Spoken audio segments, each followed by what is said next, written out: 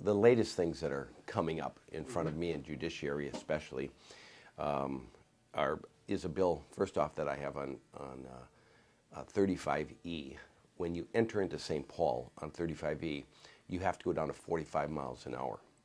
I think anybody in the state, even some St. Paul folks, wonder why this is.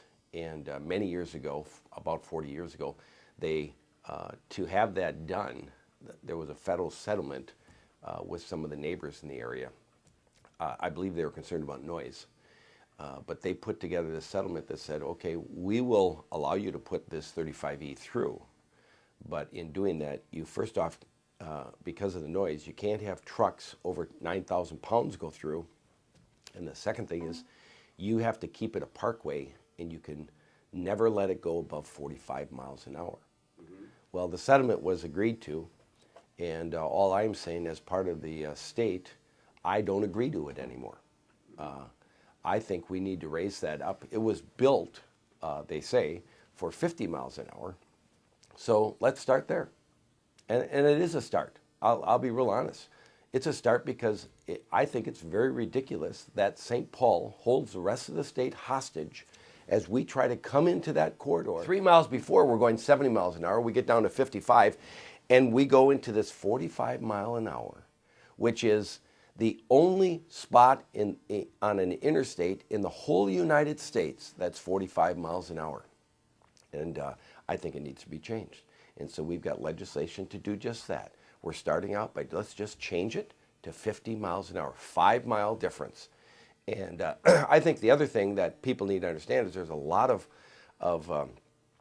tickets being given right there because you have people from outstate or other states that drive through that can't imagine it could be down to 45, miss the sign, and they look at it and go, well, I'm on an interstate, it's got to be at least 55, and they're getting tickets. Okay, so yeah, okay, maybe they drive 57 miles an hour. Well, that's now 12 miles over the speed limit. And I'm not sure why St. Paul would want to keep this, because St. Paul should be trying to change this because it's a black eye for St. Paul.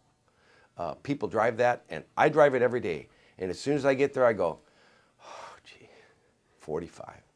What's going on here that we could have something like this? So we're hoping this bill will pass. Last year it was thrown in a similar bill. All the Republicans voted for it. All the Democrats voted against it. I think there are very much some common sense Democrats around the state that will go, no way, we need to change this thing too, and it can be done. So I'm hoping that this will pass. I do. I actually have a bill today. It's what we call a sunset bill. We have 4 committees. Some of them help in the American Indians and brain problems, trauma, and alcohol abuse. And these are committees that will end in 2 years. Will end this summer if we don't do something about it. And it doesn't cost the state anything to have them.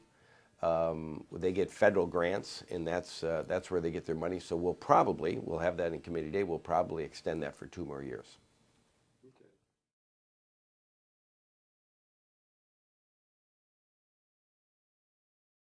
I thought it was a great bill. I think it's a common sense bill. If you've got the best teachers, you want to keep them. You don't want to let someone go that's a good teacher, and then you've got someone that's not as good a teacher, but they've been there longer. It's like any business. That's the way we should be doing things. Pretty common sense. The best move forward, it's the incentive to stay the best too. Say you're an athlete, and you start losing it over a while. Some athletes, hey, Brett Favre, he's there a long time, but there is an end to some of that, and you have to stay sharp. You have to be able to do your job. So to me, it was a common sense bill.